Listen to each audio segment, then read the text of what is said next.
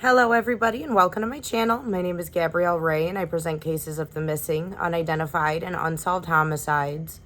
Today I will be presenting the missing persons case of Kevin Mahoney, who's been missing since October 2nd, 1993 out of Fargo, North Dakota.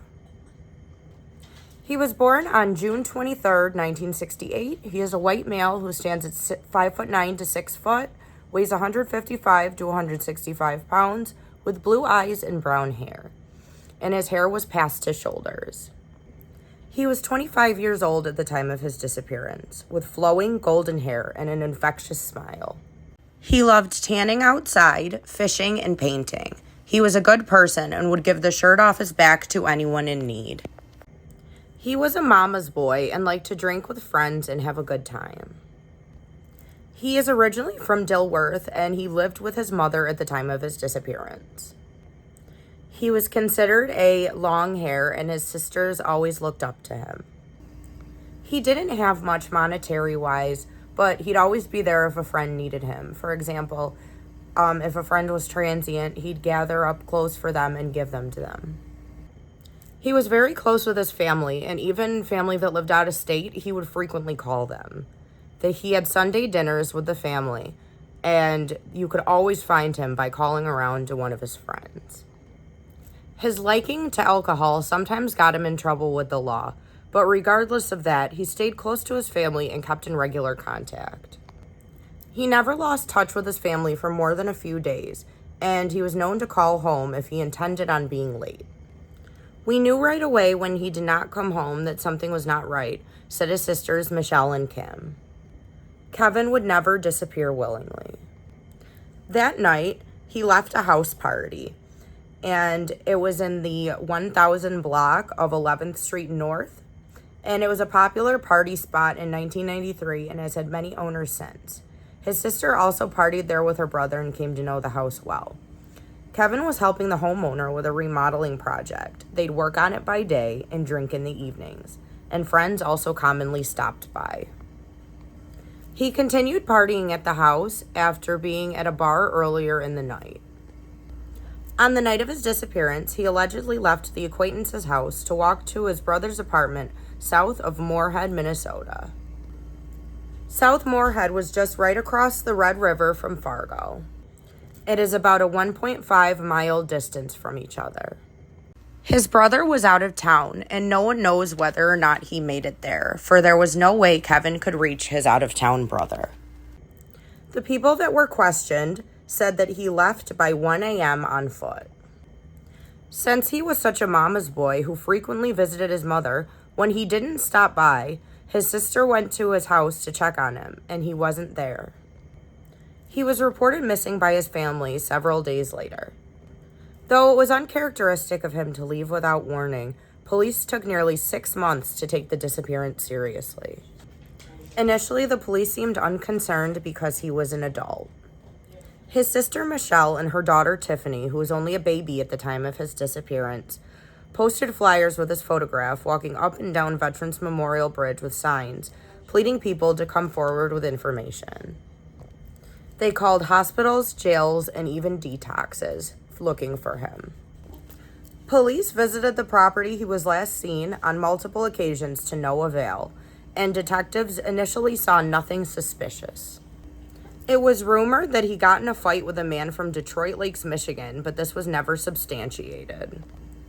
There was a rumor going around that he got in a fight with a man from Detroit Lakes, Minnesota, but it was never substantiated. Detroit Lakes, Minnesota is only about 45 minutes east of Fargo. The residence on 11th Street belongs to somebody, his friend, named Ben. And Kevin's mother had last seen Kevin with Ben. Ben did tell 3 different stories about the night of Kevin's disappearance. First being, Kevin stormed off after an argument with Ben while fixing drywall. The argument had started over window size and it escalated from there. The second story is that Kevin was loaded, quote unquote, when he left. And the third story was that Ben left thinking that Troy, a friend of theirs, would take Kevin home. Police spoke to Ben and his roommate Daryl, and Ben's polygraph was months after his disappearance. 2 questions were asked. Did he have anything to do with it, and was he okay? And do you know where he is? He was truthful in both of his answers. It was also stated that the fellow partygoers were at least 50 years of age or older. And police had obtained DNA that could possibly be used to identify the missing man. A pair of pants with blood on them was found at the home where he was last seen. The jeans were size 34 by 34, too big for Kevin. A DNA test was run on these jeans, but the DNA results were never mentioned. His grandfather's and his mother's DNA is on file to run against anything that could possibly be of evidentiary value. I had also read that Kevin had asked Daryl for a ride that day, and when Daryl came back to give him such ride, he was not there. After his disappearance, his friend Troy and his girlfriend said they drove back to the house, Ben's house, after getting the wrong paint color, and found Ben's car outside and Kevin not around, which was odd because Kevin was bummed that Troy was moving to St. Cloud, Minnesota, and he wanted to spend as much time with him as possible. Police also stated that Troy and his girlfriend's stories were always very similar. All the while, family was putting up flyers, but it was like somebody was taking them down because they would disappear right after them being put up. There were a lot of rumors that went around, such as he shot drugs until he overdosed, that he is buried in slough, cut up in slough, and put in a wood chipper. And supposedly, Kevin beat up somebody named Lonnie with nunchucks while at a wedding, according to this man named Lonnie. Lonnie said payback's a B, and they'll never find him. The name sounded familiar to Ben, but he still didn't know what Lonnie was talking about. And Troy even said it's very unlikely that Kevin would do such a thing. Police found this suspicious because as Lonnie sounded drunk, he also stated that he, quote-unquote, wouldn't care if something did happen to him. This Lonnie died in 2013. Police searched the residence he was last seen at and gathered a few names after the initial reported disappearance, but chalked it up to him being a young man who took off on his own. His case is one of the few missing persons cases in Fargo, and foul play is suspected in his disappearance. Police and family are 100% certain that one or more people partying with him that night either had a hand in his disappearance or know what happened. There have been inconsistencies in dates, inconsistencies in names, and clerical errors. As soon as Kevin disappeared, nobody wanted to go back to that house or hang out with certain individuals. No one really came around anymore, and 2 months after his disappearance, the friend sold his home, which made family even more suspicious. A realtor had somebody redo the inside of the home he was last seen in, and there was a shape of a figure pushed into sheetrock that happened to be redone. Lots of tips came in, and some were not very good ones. One tipster said the reason he was not found is because he was allegedly put in a grinder at Federal Beef. A tip came in that said somebody named Phil wanted to send a letter to Kevin's family, and this Phil had owed a friend who worked at Federal Beef. However, nothing came of this tip. Another speculation is that Kevin may not have even left his friend's house, and a tip came in that he may have been buried in the basement of where he was last seen.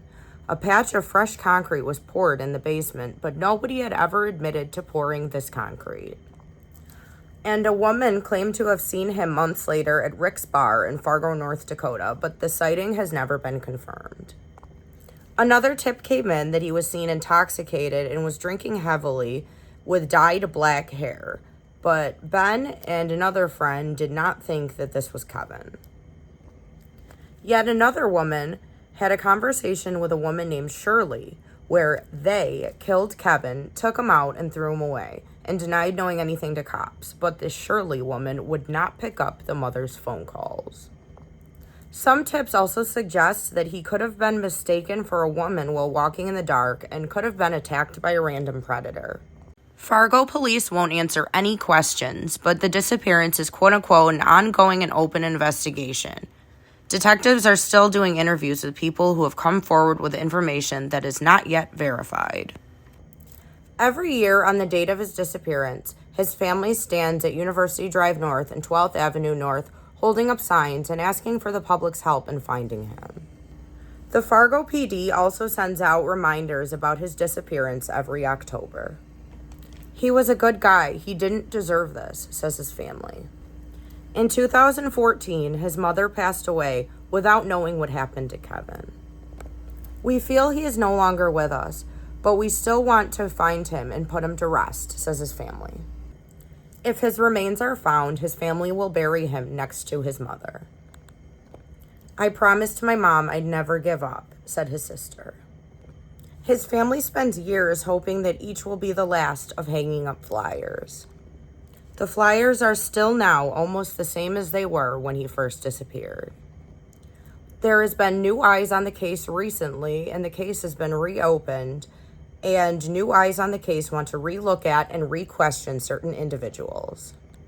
The case, although it's been reopened 3 times and considered a cold case, is being looked at with fresh eyes, and investigators do admit that the original investigators may not have been given the proper attention to this case as it should have been.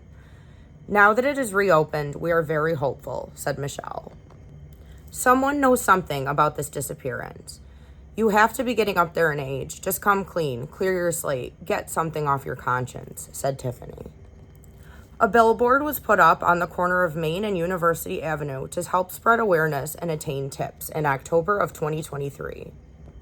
Fingerprints are unavailable, but dentals and DNA for Kevin are available. That is all the information that I could find on the disappearance of Kevin Mahoney, and it's extremely, extremely important that we get his face out there and we get this case out there because his family is still looking for him and they still care and miss him deeply. And I think it's super important because if this video reaches the right person, I truly believe that somebody out there knows something. And if we get this video out there and it reaches the right person, just like Tiffany said, maybe somebody's conscience will help them open up. I pray after all this time that that is exactly what happened. And if you or anybody you know have any information on this case, please contact the Fargo Police Department at 701-235-4493. His agency case number is 93-8940, and ask for Detective Matthew Ysteboe. And his case number is MP7775. Once again, Kevin has been missing out of Fargo, North Dakota since October 2nd, 1993. He was born on June 23rd, 1968. He is a white male who stands at 5'9" to 6 foot. He weighs 155 to 165 pounds with blue eyes and brown hair, and his hair was past his shoulders. Please, everybody, let's bring Kevin home. He deserves it. Thank you guys so much for watching, and I hope you have a wonderful night.